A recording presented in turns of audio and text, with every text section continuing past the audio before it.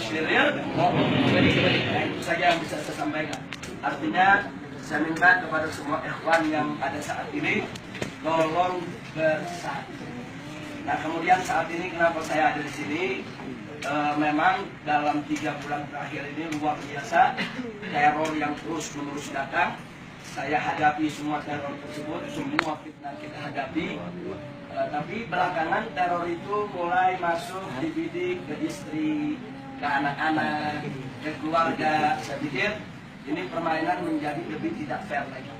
Karena itu saya sebagai kepala keluarga, itu di samping sebagai seorang dai wajib untuk menjaga umat, sebagai seorang kepala keluarga juga tetap wajib menjaga.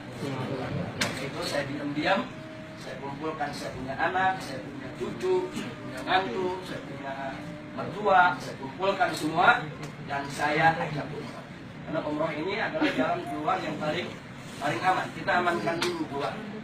Jadi kalau keluarga sudah aman, saya bisa berjuang dengan lebih leluasa. Jadi sampai saat ini pun walaupun kita di sini kita nggak berhenti. Hari ini alhamdulillah kawan-kawan bergerak. Satu alumni Presidium Alumni 212 mendatangi Komnas HAM, meminta Komnas HAM membentuk tim pencari fakta untuk kriminalisasi ulama. Dan Komnas HAM sudah setuju bahwa mereka akan membentuk tim investigasi independen, yang mana kalau nanti sudah terbukti seluruh pelaku dan dalang daripada kriminalisasi ulama itu akan diajukan kepada pengadilan HAM. Kalau nasional tidak terima, bisa digelar di pengadilan HAM internasional.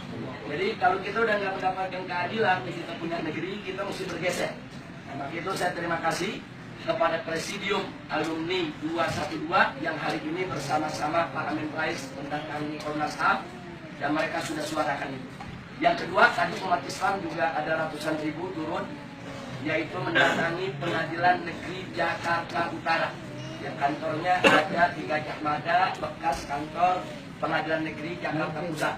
Nah, kenapa harus didatangi? Kita mesti memberikan support kepada hakim supaya tetap independen, supaya hakim ini tetap bebas, merdeka, tanpa tekanan untuk memvonis daripada penista agama. Jadi walaupun jaksa sudah menuntut hanya 1 tahun penjara dengan masa percobaan 2 tahun, walaupun itu tuntutan, tapi hakim tidak terikat dengan tuntutan. Hakim hanya terikat dengan dakwaan. Nah, pasal yang didakwakan itu pasal apa? Oh, pasal 156A. Oh, pasal 156A itu ancamannya berapa tahun penjara? Oh, 5 tahun penjara. Maka hakim berhak memutuskan sampai 5 tahun penjara. Jadi hakim tidak terikat dengan tuntutan. Nah, bagaimana supaya hakim ini percaya diri, independennya tidak diganggu?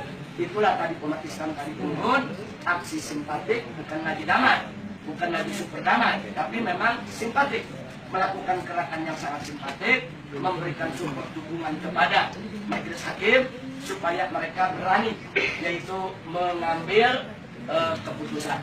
Nah, kemudian insya Allah tanggal 5 Mei akan datang, umat Islam juga akan turun lagi. Kali ini tingkat nasional. Kalau tadi hanya tingkat Jakarta.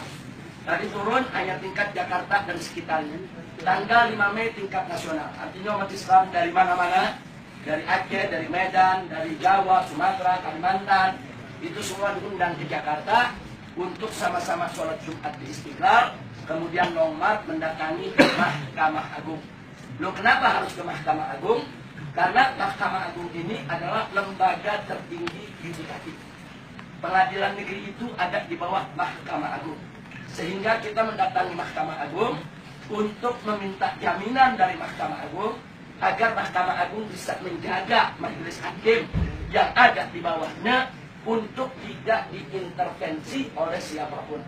Nah, saya dengar yang terakhir bahwa Ketua Mahkamah Agung sudah membuat satu statement pernyataan bahwa kasus ini akan dibiarkan seperti air mengalir, siapapun tidak boleh melakukan intervensi kepada majelis hakim. Ini satu pernyataan yang perlu kita dukung.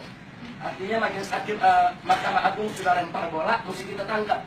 Nah, karena itu nanti tanggal 5 kita harapkan ratusan ribu atau mungkin jutaan umat Islam turun rame-rame ke Mahkamah Agung dalam bentuk aksi simpatik. Bukan lagi damai, tapi harus simpatik.